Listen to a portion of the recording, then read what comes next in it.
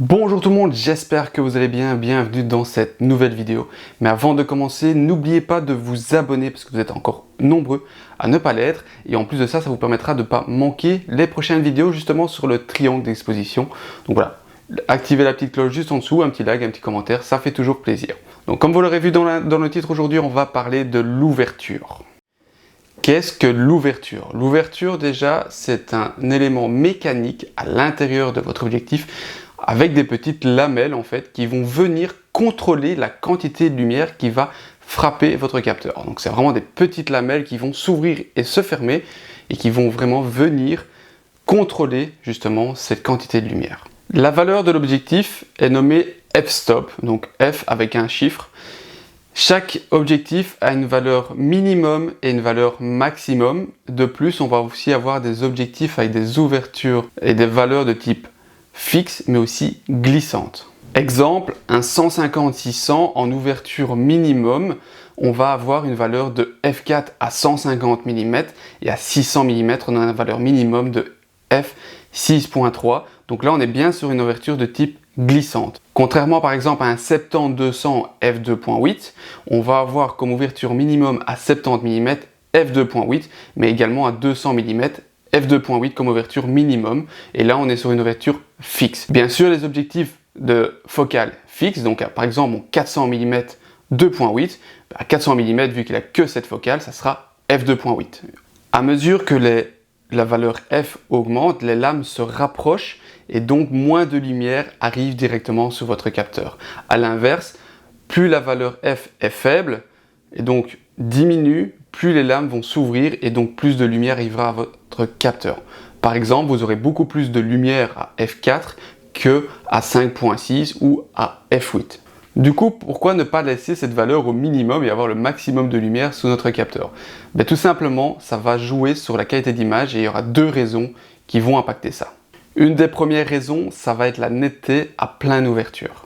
Beaucoup d'objectifs n'auront pas une netteté pleine à l'ouverture la plus grande. Il va être généralement préférable de fermer d'un stop pour avoir justement le meilleur netteté possible. Parfois même deux stops pour certains.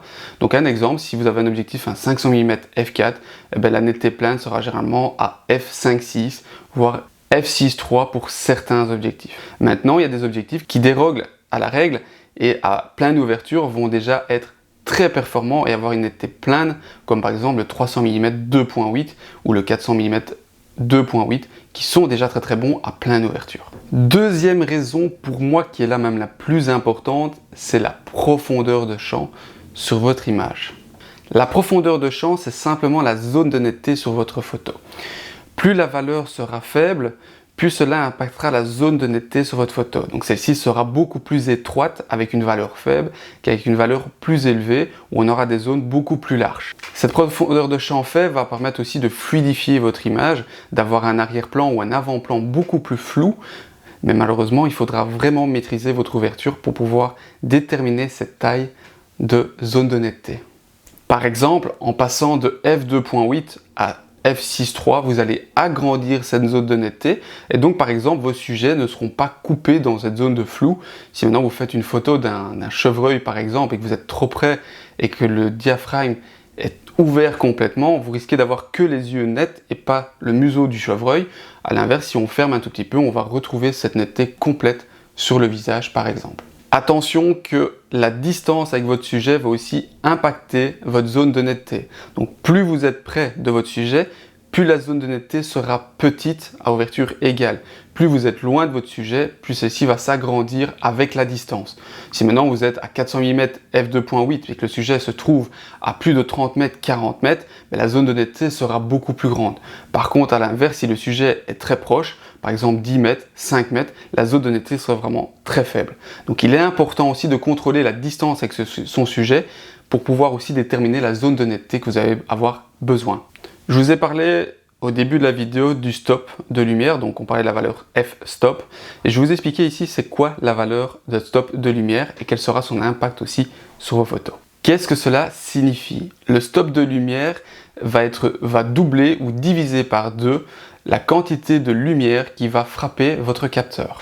Sur notre objectif, si on est à f4, donc ouverture maximum la plus grande, et que nous déplaçons d'un stop vers f5.6, nous allons diviser par 2 cette quantité de lumière qui touchera notre capteur. Si nous passons également à f8, nous allons perdre encore un stop de lumière, et donc on aura perdu 2 stops de lumière, donc un quart de la quantité de lumière qu'on avait initialement. Donc vous l'aurez compris, à chaque fois qu'on monte d'un stop, on va perdre en quantité de lumière. Donc si on passe de F4, F5.6, F8, F11, F16, nous allons perdre de plus en plus de lumière. Par contre, à l'inverse, si on revient en arrière sur les valeurs, donc F11, F8, F5.6, nous allons ramener et gagner en quantité de lumière. Sur chaque appareil, chaque réglage fonctionne exactement avec un stop de réglage.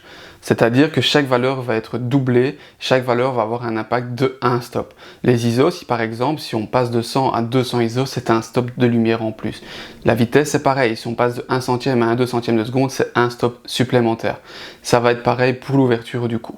Maintenant, chaque appareil photo est développé et construit pour fonctionner avec un incrément d'un tiers, ce qui va vous permettre en fait d'avoir des valeurs intermédiaire au stop. Donc on passera pas d'un stop, mais d'un tiers de stop. C'est-à-dire que par exemple, les ISO, on ne sera pas à 100 ISO, mais à 160 ISO, puis 200, 250, on aura des intermédiaires. Pareil pour l'ouverture, on aura une ouverture de F4, F4.5, F5, F5.6 par exemple.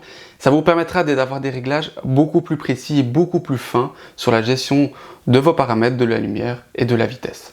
Voilà, on arrive ici à la fin tout doucement de cette vidéo. J'ai pas envie de m'étaler plus sur l'ouverture parce qu'on pourrait en parler pendant des heures. Le but est de vous faire comprendre vraiment l'essentiel de ceci.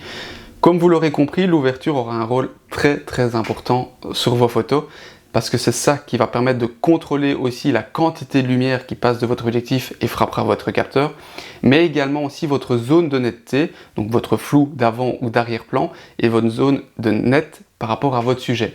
Une fois que vous aurez vraiment maîtrisé ce paramètre et que vous aurez compris comment fonctionne la zone de netteté et votre ouverture, ça vous permettra vraiment de sortir des photos plus artistiques aussi, avec un rendu beaucoup plus propre et net également. Si je prends mon cas personnel, moi souvent je travaille à très grande ouverture, donc pour les mammifères, généralement je suis au 400 ou au 600 mm et là je vais travailler entre 2.8 et 6.3 en manière générale.